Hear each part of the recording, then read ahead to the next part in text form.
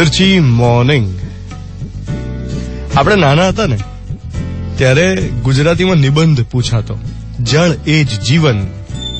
અને જળ એ જ જીવન નિબંધમાં બધા એવું લખતા કે જળ વિના જીવન શક્ય જ નથી. 5 મૂળભૂત તત્વોમાં એક જળ છે. કુદરતે વિના મૂલ્ય આપણને પાણી આપ્યું છે. આપણે એને વેડફવું ન જોઈએ. વરસાદી પાણીનો સંગ્રહ કરવો જોઈએ. પાણીનો વેડફાટ અટકાવવો જોઈએ, વગેરે વગેરે વગેરે. બાળપણમાં લખેલા નિબંધો મોટા થઈને ક્યારે કામમાં આવે છે ખરા? ગોખેલા વિચારો ક્યારે વર્તનમાં અભિવ્યક્ત થાય છે ખરા? માં તે માં, બીજા બધા વગડાના વા, એવું નિબંધમાં લખનારા લોકો મોટા થઈને પોતાની મમ્મી સાથે કેવું બિહેવ કરે છે? જે પોતાની માને પ્રેમ કે હૂંફ ન આપી શકે એ નદી માતાનું ધ્યાન તો ક્યાંથી રાખે? ઇતિહાસ સાક્ષી છે કે દુનિયાની દરેક સંસ્કૃતિ નદી કિનારે પાંગરી છે. જળ સ્ત્રોતની વિપુલતાએ માનવીને હંમેશા આકર્ષ્યો છે. નદી કિનારે વસવાટ થાય અને સંસ્કૃતિ પાંગરે, વિકસે.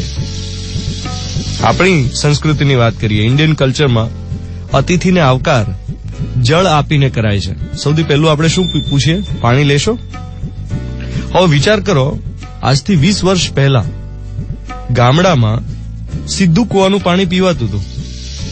કૂવાના પાણીથી જ તમારું સ્વાગત થતું હતું, તમે કોઈના ઘરે જાવ તો. હવે પીવા લાયક જ નથી.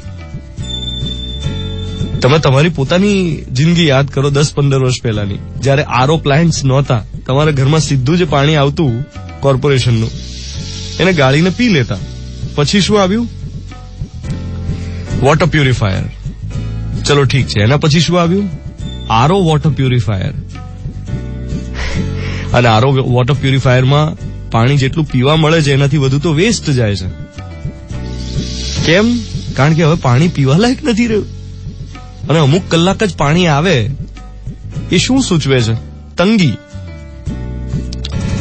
તમે વિચારો, મિનરલ વોટર બોટલિંગનો ઉદ્યોગ કેટલો બધો આગળ વધી ગયો છે.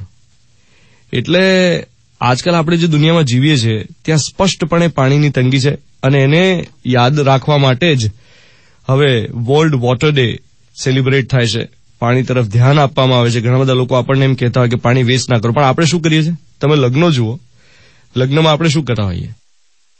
કેટલી બધી પેલી પાણીની નાની બોટલ્સ આપણને પીવા માટે મળતી હોય, એ અધૂરી છોડી દેતા હોઈએ. એક ઘૂંટડો પીધો પછી છોડી દીધી. હવે વેહિકલ્સ વધી ગયા છે. કોઈ પણ ફ્લેટ હોય કે સોસાયટીના પાર્કિંગમાં બહુ બધા વેહિકલ્સ જોવા મળે. એ વેહિકલ્સને ધોવા માટે આપણે શું કરીએ છીએ?